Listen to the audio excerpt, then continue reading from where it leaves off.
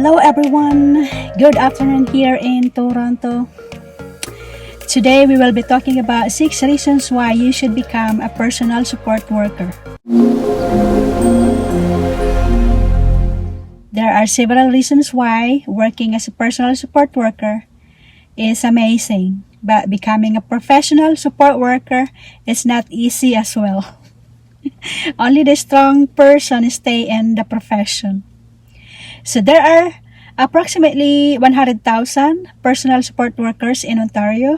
According to the recent survey that I searched in Google, it was 62% of graduates from the personal support worker programs here in Ontario end up leaving the profession, in 25% of them.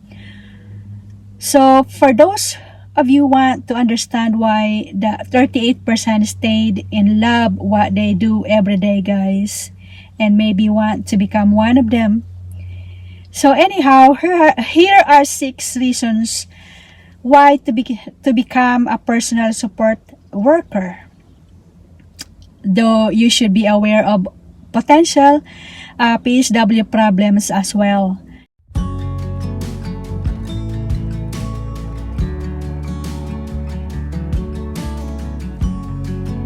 Number 1 reasons is job security. This job isn't going anywhere, guys, and it never ends. It will never. Personal support workers are the largest group of healthcare employees in the long-term care sector. So there are also various bridge programs available at several institutions like here in Ontario to help you make the move, like from PSW to from personal support worker to RN, and then transform to RPN. So there are approximately like 58,000 personal support workers working in the LTC sector in Ontario. LTC is a long-term care, and the demand for a PSW in this sector in other settings such as hospitals and communities is at an all-time high, very in demand.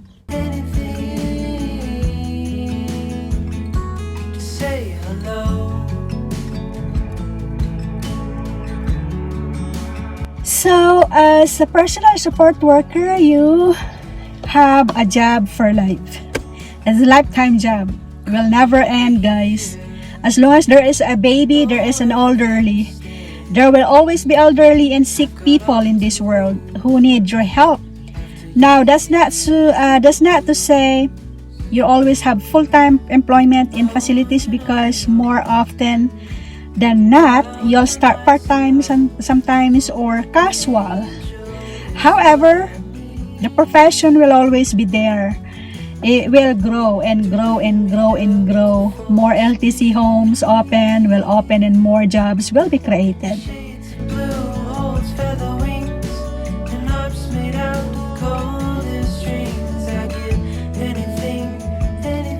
Number 2 is the pay, the salary. To start off, we all agree that the hourly wages of personal support workers is not what they really should be. Currently, the wages do not reflect the hard work you do. However, there are many reasons behind it. So all along, governments at various levels have never recognized PSWs as integral members of the healthcare delivery system. But the COVID hit, the pandemic hit. The pandemic had changed the perception. Yes, guys, don't nila na-realize. The government has finally realized the critical role of a PSW. There is no going forward without your help. There are government plans to enhance the wages of PSWs, and we hope those plans materialize soon. So going forward, it is the great profession to be in, with strong future job prospects, including better hourly wages and stable working hours. So actually, the pandemic pandemic relief, something they call it, is totally permanent now. So that was included to our salary already, and they said it's gonna go increase the per hour also. So let's see how it goes. That means that's a good sign. And when the pandemic hit, guys, the government realized that how it is, the PSW is very important in the whole country. So kahit na ako before starting the pandemic, like non-stop, I never stop. Pasalamat ko din at hindi ako nagkasakit from the very beginning of the pandemic. And oh my gosh, guys, it was crazy. So doon na-realize ng government gaano ka-importante yung mga PSW sa healthcare industry. So we finally recognize, guys.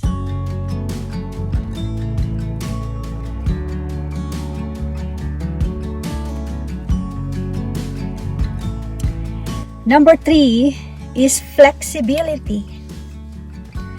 There is 24/7 and 365-day a year job, and it doesn't stop because it's Friday or because you have a dentist appointment in 2:30 p.m. or on Wednesday. If those days or times don't work for you because you have the personal appointment, then I have no doubt that you can pick up a shift that does work. You can pick up shift or time, guys. Keep in mind, though, the more shifts you are able to pick up, the more seniority you will have. The work is out there, but you have to get it. If you decide to work with an agency, you can more or less make your own schedule. Let's say if you want to have only 8 hours a day, it's up to you. If you want more than that, or like me, I have 12, 13, 14 sometimes. So this is a great second job to have on top of your working elsewhere for extra hours. Say hello.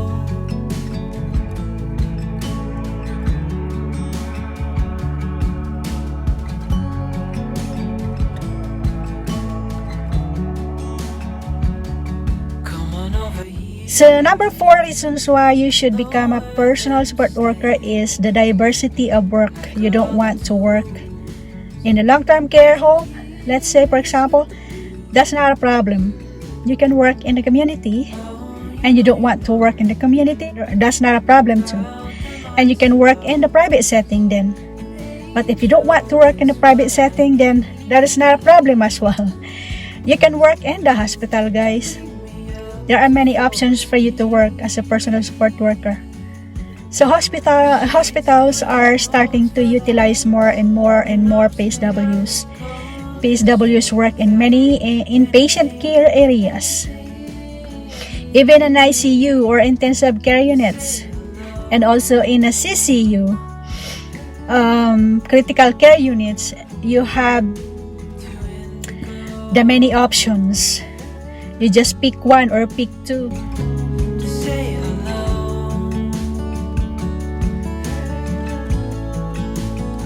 Emotionally is the number 5. Emotionally rewarding. Number 5 reasons why you should become a PSW. If you have decided to become a personal support worker, there is one for sure: you love to help people. Why else would you become a personal support worker beside all of the reasons above? And why do you love to help others? Others than the fact that you're simply a great personality and because it feels good. No, it feels great actually. If you're having a bad day and you walk into work, I guarantee someone will cheer you up very quickly. Which is I experience it, guys. The emotional benefits of being personal support workers far outweigh any negativity that you may come across.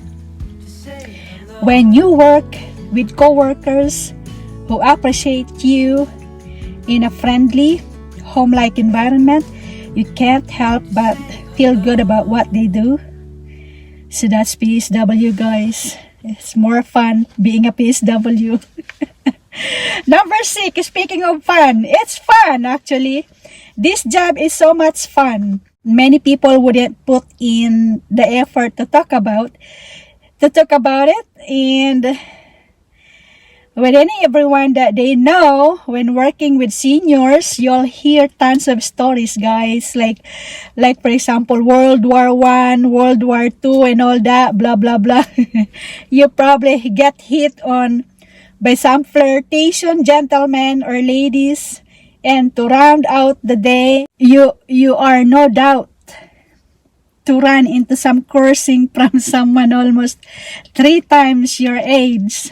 While this is hilarious in of itself, the facilities also show their love for PSWs by throwing parties and getting together, like Christmas parties, birthday parties, and all that.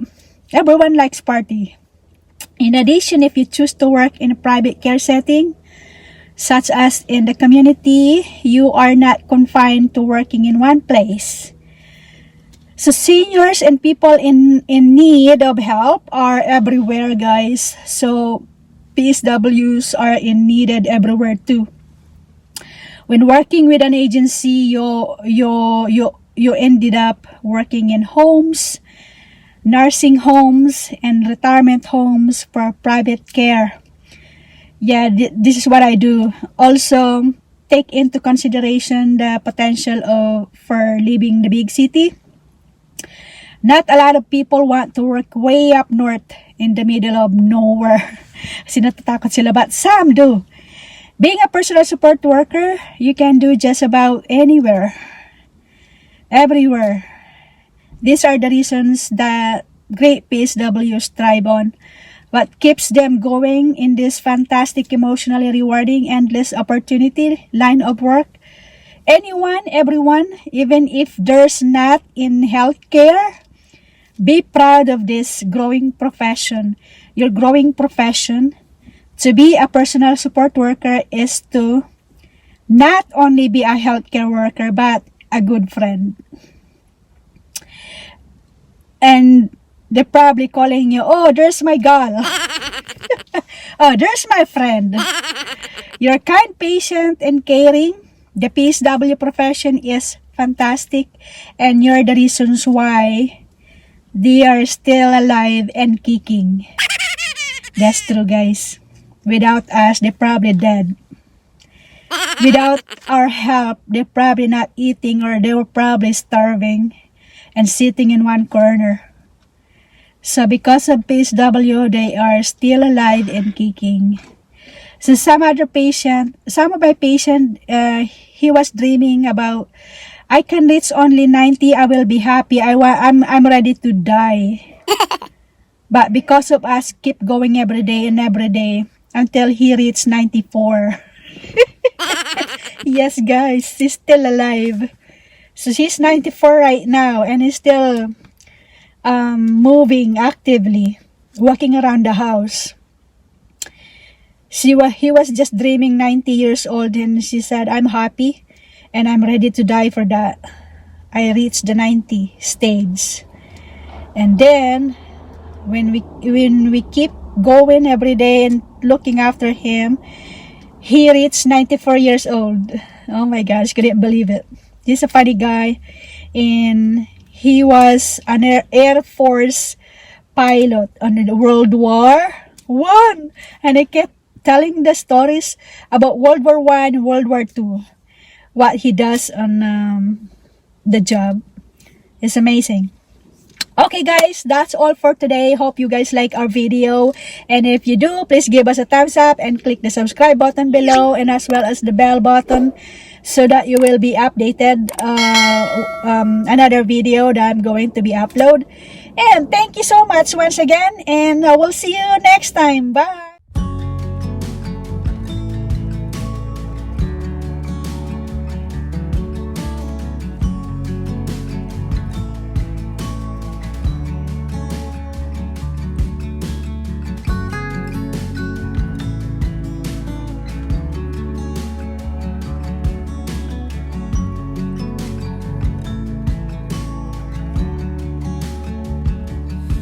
Blue sky, take me on your treasure dive. to lose.